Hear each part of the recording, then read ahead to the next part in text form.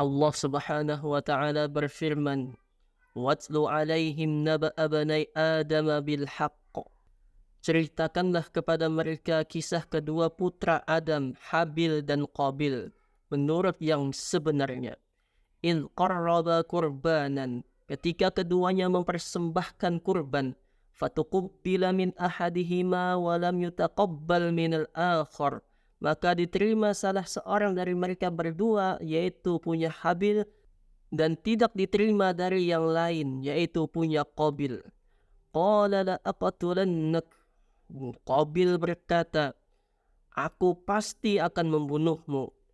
Qala innama yataqabbalullahu minal muttaqin. Habil menjawab, sesungguhnya Allah hanya menerima kurban dari orang yang bertakwa. Muhammad bin Ishaq menceritakan dari orang yang mengerti tentang kitab-kitab kuno bahwa Nabi Adam alaihi salam telah mengumpuli Hawa di dalam surga sebelum keduanya melakukan pelanggaran. Lalu Hawa mengandung Qabil dan saudaranya Iklimah. Pada waktu itu Hawa tidak merasa mengidam karena kandungannya itu, tidak letih dan tidak sakit, juga tidak melihat darah ketika melahirkan keduanya. Dan ketika keduanya telah diturunkan ke bumi, Adam alaihissalam mengumpuli Hawa lagi. Lalu Hawa mengandung Habil dan saudara kembarnya Layuza. Ketika Hawa mengandung untuk yang kedua kali ini, dia merasakan mengidam, letih dan sakit, serta mengeluarkan darah saat melahirkan. Anak Adam yang laki-laki mengawini anak Adam yang perempuan, yang mana saja di antara saudara-saudaranya yang dia kehendaki selain dari saudara kembarnya, yang lahir bersamanya.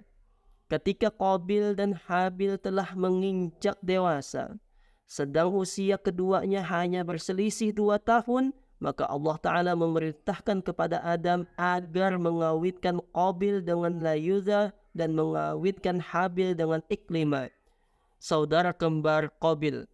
Adapun Iklimah itu lebih cantik daripada Layuza.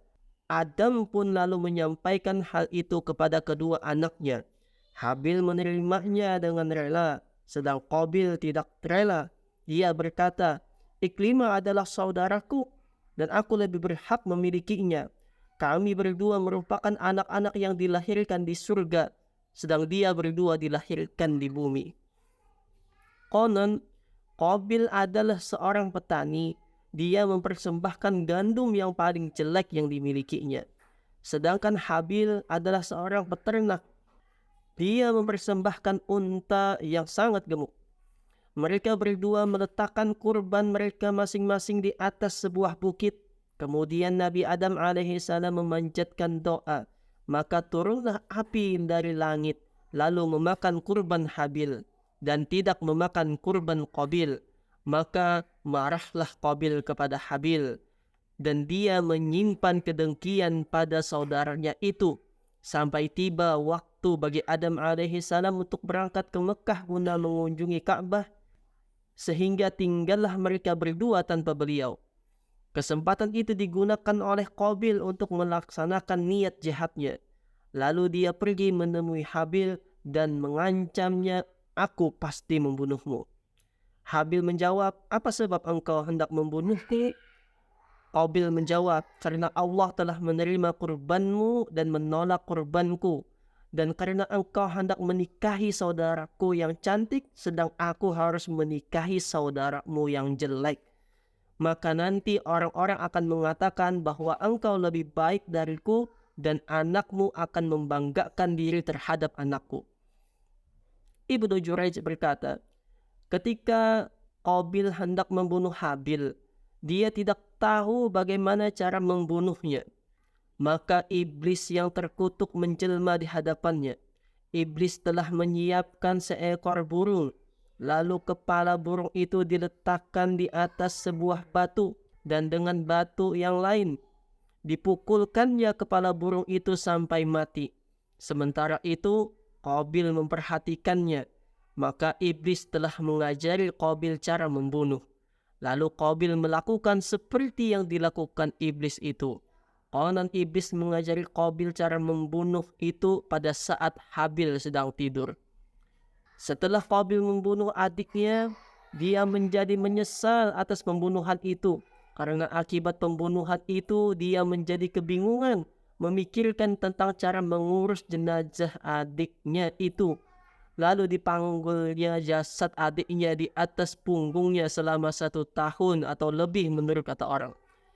Dan karena Qabil belajar pada burung gagak, maka kulitnya berubah menjadi hitam legam dan ayahnya berlepas diri darinya.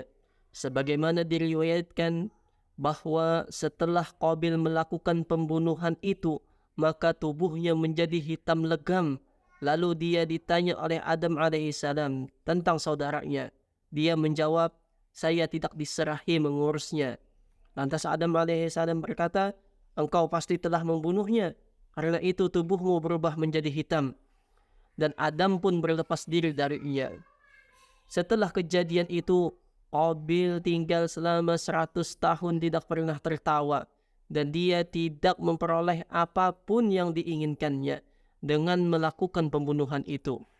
Di dalam kitab Raunaqul Majalis, konon, setelah itu Qabil melarikan diri ke Aden di negeri Yaman.